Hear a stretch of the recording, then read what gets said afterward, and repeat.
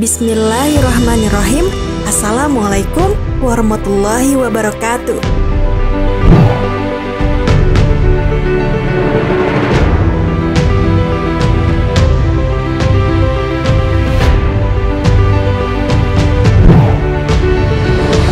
Sahabat Muslim, azan merupakan panggilan ibadah bagi umat Islam untuk menunaikan sholat fardu. Azan dikumandangkan oleh seorang muazin dari masjid setiap memasuki 5 waktu sholat. Kata azan sendiri berasal dari kata azina yang berarti mendengar atau diberitahukan. Dalam sejarah Islam mencatat ada salah seorang sahabat bernama Bilal bin Rabah radhiyallahu anhu yang selalu mengumandangkan azan karena memiliki suara yang bagus.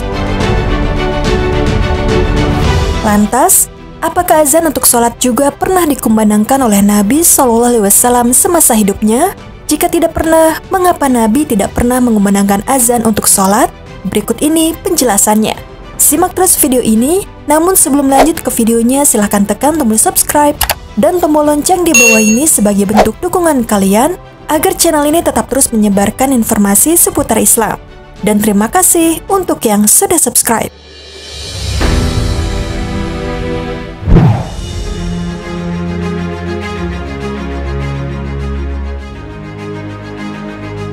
Sahabat Muslim, sebagai Rasul terakhir yang diutus Allah Subhanahu wa Ta'ala dengan membawa ajaran Islam, tentu tak sedikit orang yang pernah bertanya-tanya apakah Rasulullah SAW pernah mengumandangkan azan atau tidak. Terkait hal ini, ternyata ada beberapa pendapat berbeda. Menurut Asy-Syarqawi, salah seorang ulama asal Mesir, mengatakan bahwa Nabi Muhammad SAW pernah mengumandangkan azan sekali saat tengah safar atau berada dalam perjalanan. Setelah itu, beliau SAW tidak lagi mengumandangkan azan karena menunjuk Bilal bin Rabah radhiyallahu anhu sebagai muazin. Bilal bin Rabah radhiyallahu anhu menjadi sosok yang dipercaya Rasulullah untuk mengumandangkan azan sebagai seruan salat semasa hidupnya. Alasan dibalik ini sudah banyak didiskusikan oleh kalangan cendekiawan Muslim.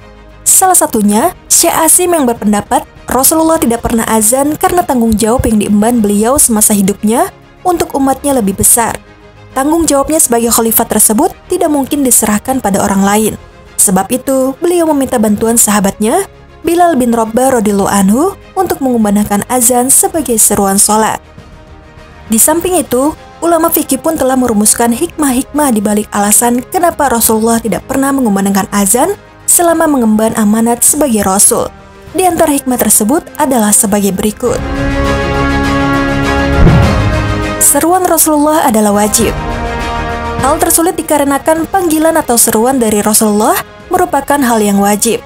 Wajib artinya tidak dapat ditunda maupun ditinggalkan. Jika Rasulullah mengumandangkan azan, maka dikhawatirkan orang yang tidak menjawab seruannya akan termasuk ke dalam golongan orang seperti yang disebutkan dalam ayat berikut.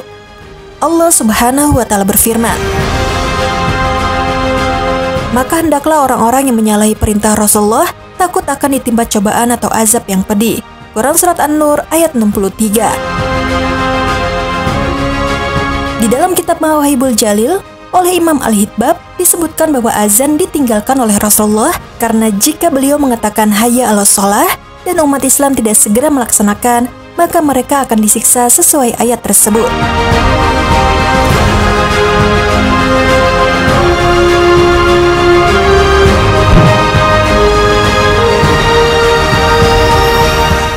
Rasulullah tidak bersaksi atas namanya. Rasulullah SAW adalah penyeru dan beliau tidak boleh bersaksi atas dirinya sendiri dengan mengucap kalimat asyhadu anna Muhammadar Rasulullah. Seperti yang dikutip dari kalimat azan, seruan tersebut memiliki arti aku bersaksi bahwa Nabi Muhammad adalah utusan Allah. Jika Rasulullah mengumandangkan azan dan beliau mengucap asyhadu anna Muhammadar Rasulullah, maka akan muncul pemahaman bahwa akan ada nabi setelah dirinya. Yang mana orang-orang dengan pemahaman iman yang lemah akan menganggap jika Nabi Muhammad bukanlah Nabi yang terakhir. Abdullah adalah orang pertama yang mengetahui lafaz azan.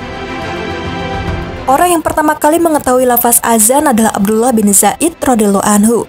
Ia mendapatkan petunjuk melalui mimpinya.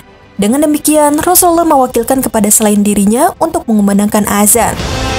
Mengutip dari Sirah Nabawi, diketahui seorang sahabat yang bernama Abdullah bin Zaid menghadap kepada Rasulullah. Abdullah bercerita bahwa ia baru saja bermimpi melihat seruan azan pada malam sebelumnya.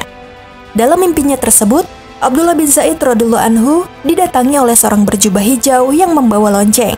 Abdullah bin Zaid berniat membeli lonceng yang dimiliki seorang berjubah hijau tersebut untuk memanggil orang-orang agar sholat. Tetapi seseorang yang berjubah tersebut memberi saran padanya untuk mengucapkan serangkaian kalimat sebagai penanda waktu sholat tiba.